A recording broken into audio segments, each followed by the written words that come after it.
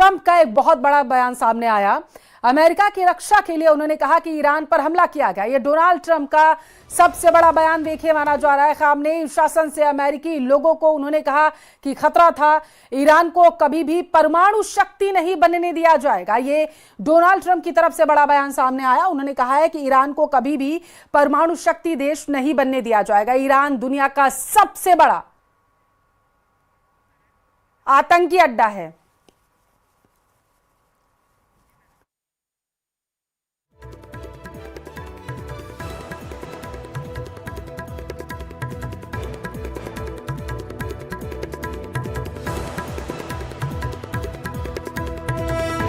अब देखिए ईरान पर फिर कभी भी सिर नहीं उठा पाएगा, ये कहना है उनका। और ज्यादा जानकारी लेंगे, हमारे सहयोगी न्यूज रूम से लाइव जुड़ चुके हैं अंकुर त्यागी।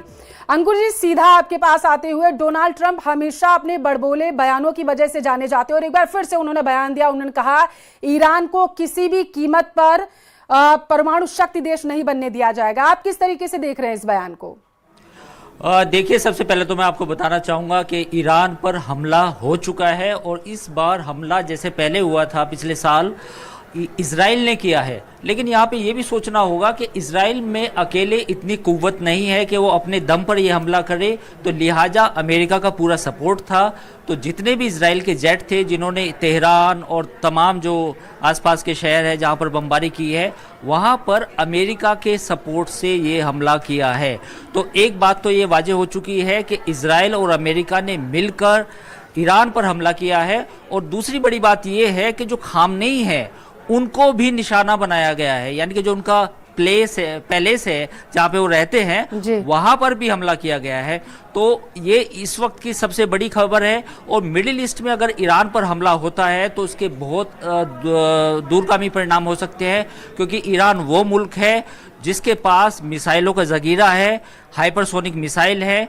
तो ईरान क्या अब इसका जवाब देता है, ये देखने वाली बात होगी, क्योंकि ईरान पहले भी कह चुका है कि अगर उस पर हमला हुआ तो वो कतर में जो अमेरिकन बेसिस हैं वहाँ पर उनको निशाना बना सकता है, और जो अमेरिका के बाकी जो सऊदी अरब और बाकी जो कंट्रीज़ हैं वहाँ पर जो सैन्य अड्डे हैं उनको भी निशाना बना सकता है। तो कुल मिलाकर मिडिल ईस्ट में ये सबसे बड़ा एस्केलेशन है।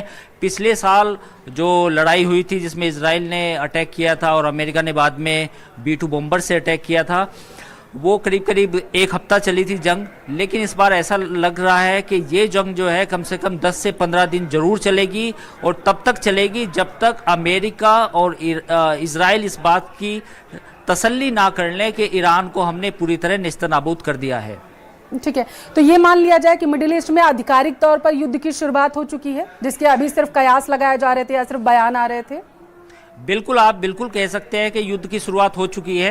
तो अब ऐसा नहीं है कि कोई इफ एंड बट्स है, युद्ध की शुरुआत हो चुकी है। और आने वाले समय में आप देखेंगे कि कम से कम ये जंग लंबी खिंच सकती है। ये इतनी लंबी भी खिंच सकती है जितनी एक तरह से कहें कि यूक्रेन की कम से कम 2.5 साल हो चुके हैं, लेकिन कम से कम ये 1 महीना तो जरूर चलेगी, क्योंकि ईरान के लिए अब और कोई विकल्प नहीं है। जो उसके पास हथियार हैं, जो जिसमें ज़्यादातर मिसाइलें हैं, हाइपरसोनिक मिसाइल हैं जिनकी रेंज करीब 5 से 7 हज़ार किलोमीटर दूर तक की मार कर सकती हैं, वो भी इस्तेमाल करेगा।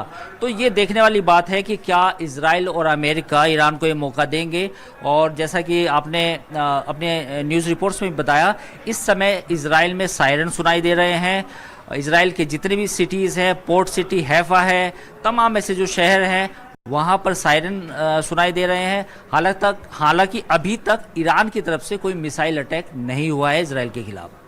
लेकिन दूसरी तरफ डोनाल्ड ट्रंप का बयान जिस तरीके से लगातार अंकुर जी सामने आ रहा है, और उसके बाद हमने अगर हम तस्वीरों को याद करें, अली खामनेई के लिए कहा गया था कि वो बंकरों में छिप जाते हैं जब भी इस तरीके के हमले किए जाते हैं, वो सिर्फ अपनी जान बचाने की कोशिश करते हैं।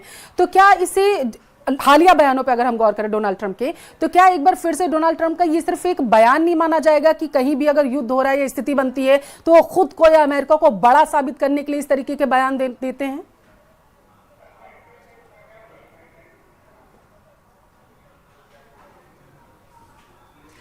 देखिए पल्लवी, बात यह है कि पूरा अगर हम मिडिल ईस्ट को देखें तो मिडिल ईस्ट में जो अमेरिका कई सालों से कहता आ रहा है कि ये एक्सिस ऑफ ईविल है, ईरान हमेशा निशाने पर रहा है और किसी भी कीमत पर अमेरिका और इजराइल की ये डॉक्ट्रिन है कि वो ईरान को एक परमाणु संपन्न हथियार नहीं बनने देना चाहते, क्योंकि अगर ईरान ने परमाणु हथियार हासिल किए तो फिर जो मिडिल ईस्ट की पूरी समीकरण है, जो इक्वेशन है, जिसमें सऊदी अरब भी आएगा, जिसमें कतर भी आएगा, जिसमें यूएई भी आएगा, वो भी कह सकते हैं कि हमें भी परमाणु हथियार बनाने हैं। तो पूरी ये समझने की ज़रूरत है कि ये डॉक्ट्रीन है और इस डॉक्ट्रीन में ये है कि ईरान को किसी भी कीमत पर परमाणु हथियार नहीं बनाने देना है।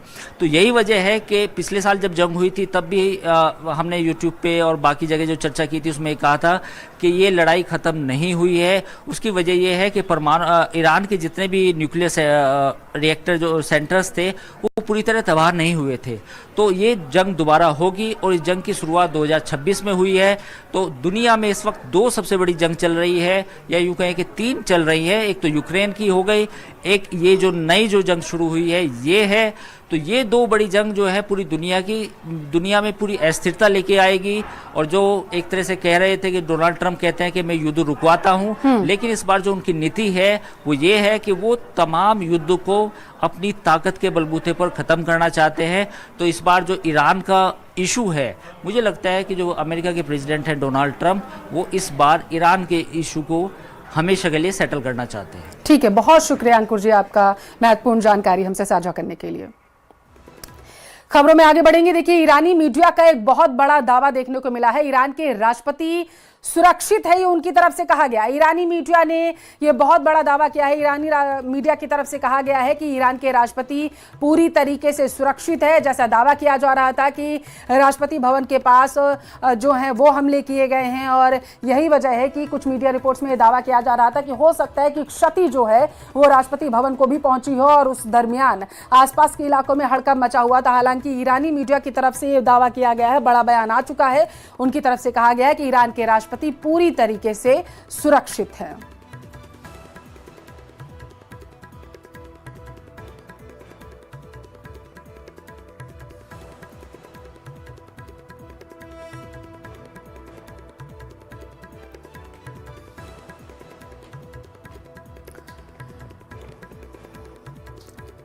तो ईरानी मीडिया की तरफ से दावा किया गया है कि ईरान के राष्ट्रपति पूरी तरीके से सुरक्षित है। पूरे देश में अलर्ट जारी कर दिया गया है।